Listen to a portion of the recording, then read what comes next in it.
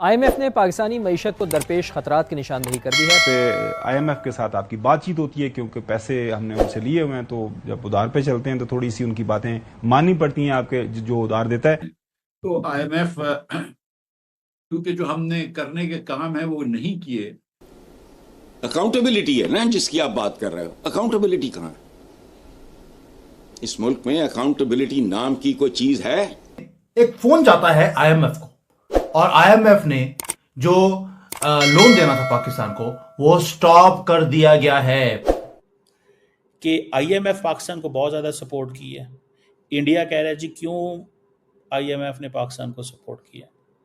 India full time target कर रहा है पाकिस्तान को। इस पर दुनिया के देशों को पता है कि किस तरीके से पाकिस्तान लगातार टेरर फंडिंग में जुड़ा रहा है, इसलिए FATF जो है उसने पाकिस्तान को लंबे समय तक ग्रे लिस्ट में भी रखा, सालों साल तक रखा। सर आज बात करेंगे IMF की, और IMF से जैसे कि आप जानते हैं कि $7 बिलियन का जो पाकिस्तान को पैकेज मिल रहा है या लोन मिल रहा है, जो भी कह लीजिए, वो थोड़े थोड़े करके हमें पैसे देते हैं और साथ साथ कंडीशंस भी बढ़ाते चले जा रहे हैं। जहां तक IMF बेल आउट का सवाल है, आपको ज्ञान होगा कि IMF की आज मीटिंग हो रही है। हम वहां पे अपना पक्ष रखेंगे और जो हमारा मत है इन चीजों को लेके वहां पे साझा करेंगे दूसरे मेंबर्स के साथ। ये बोर्ड पे निर्भर है कि वहां पे क्या निर्णय होता है।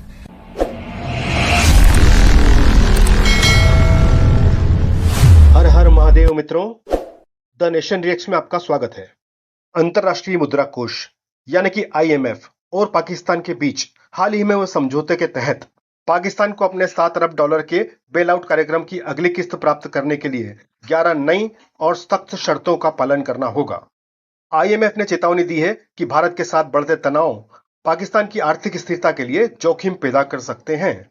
पाकिस्तान ने हाल ही में IMF से $1 अरब की दूसरी किस्त प्राप्त की है, जिससे उसके मुद्रा भंडार में मामूली सी वृद्धि हुई है। इसके अतिरिक्त IMF ने पाकिस्तान को जलवायु परिवर्तन से निपटने के लिए $1.3 अरब का नया ऋण भी मंजूर किया है। भारत ने IMF से पाकिस्तान को दी जा रही आर्थिक सहायता पर पुनर्विचार करने का अनुरोध किया है, यह कहते हुए कि यह फंड आतंकवाद को बढ़ावा देने के लिए इस्तेमाल हो सकता है।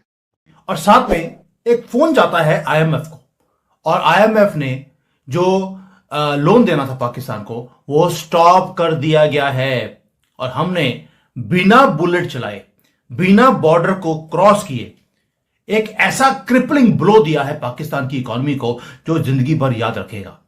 और सांप का जो सर है वो हमने कुचल भी दिया, क्योंकि पैसे के बिना सांप भी फन नहीं उठाता है। और हमारी जो लाठी थी वो टूटी भी नहीं है। राजनाथ सिंह, उनकी एक स्टेटमेंट थी जिसने शेक कर दिया IMF को और पाकिस्तान को पूरा का पूरा जो एंटायर जो उनका लोन का प्रोग्राम है वो घुटनों पे आ गया। आपको याद होगा युद्ध के बीच में IMF की मीटिंग होती है और पाकिस्तान को लोन दिया जाता है, लेकिन ऐसा क्या हो गया कि अब लोन को रुकवा दिया गया है और ऐसी शर्तें पाकिस्तान के ऊपर लगा दी गई हैं कि अगर तुम पूरा करोगे तो उसके बाद तुम्हें डॉलर मिलेंगे, वरना एक फूटी कौड़ी भी तुम्हें नहीं दी जाएगी। अगर हम बात करते हैं पाकिस्तान की, तो हमारे इकोनॉमी के फैसले जो है वो अमेरिका से बैठ कर हो रहे हैं और वो अपने हिसाब से करते हैं। उनको ये नहीं ज़रूरत कि भाई इससे क्या प्रॉब्लम्स क्रिएट हो सकती हैं या पाकिस्तानियों को क्या प्रॉब्लम इससे आती हैं, आए उनकी वजह से। और हमारे वाले जो हमारे रूलर्स हैं, हमारे हुक्मरान हैं, उनकी भी बला से, क्योंकि उनको कोई ख़ास फ़र्क नहीं पड़ता। बिजली महंगी कर दो तो बिजली किसके लिए महंगी कर दो? एक आम पाकिस्तानी के लिए महंगी कर दो। गैस महंगी कर दो, किसके लिए महंगी कर दो? एक आम पाकिस्तानी के लिए महंगी कर दो। इसके साथ साथ पेट्रोल और डीजल महंगा कर दो, या उस पर अगर रिलीफ मिल सकता है एक आम पाकिस्तानी को तो वो ना दो। देखिए जी, बात ये है कि ये अभी एक बजट हमारा आ रहा है जून के एंड तक। ये कोई 17.6 ट्रिलियन रुपीस का बजट है जो कि अभी जून के एंड तक आ जाएगा। तो बेसिकली देखिए, ये जो एक EFF एक्सटेंडेड फंड फैसिलिटी है, ये उन मुल्कों को दी जाती है जो कि मौशी तौर पे बहुत एक क्रिटिकल एक सूरत हाल का शिकार हों। तो पाकिस्तान के लिए ये $7 बिलियन की ये फैसिलिटी इन्होंने अप्रूव की थी और वो हमें मुख्तलिफ किस्तों में मिलती रही। तो अभी रिसेंटली हमें $1 बिलियन जो है वो उसमें मिला है, 1.3 बिलियन टू बी प्रिसाइज। तो अब यूं है जी कि इसमें अप्रूव तो ये हो गया, उनके एग्जीक्यूटिव बोर्ड ने अप्रूव कर दिया, लेकिन अब उन्होंने बहुत सी शराइत भी रख दी हैं, कोई 11 के करीब शराइत हैं और कुल कोई 50 शराइत हैं जिनको के हमने मानना है। तो उनमें से काफ़ी सारी शराइत हम मान चुके हैं और अभी इस वक्त जो है वो 11 मजीद शराइत उन्होंने आयद कर दी हैं जिनको पूरा करना ज़रूरी है। तो IMF क्योंकि जो हमने करने के काम है वो नहीं किए, क्योंकि हमने कुछ इस्लाहात नहीं करी और अपनी पूरे साल की जिम्मेदारी हमने ज़ाया की, सिर्फ वक्त ज़ाया किया है। लिहाजा IMF कड़ी से कड़ी शिकायतें शराइत रखता है हमारे ऊपर, जिसका असर आवाम के ऊपर आता है। मिसाल के तौर पर इस बार वो पानी महंगा करने की बात कर रहे हैं कि किसान को जो आप पानी देंगे वो महंगा करना पड़ेगा आपको।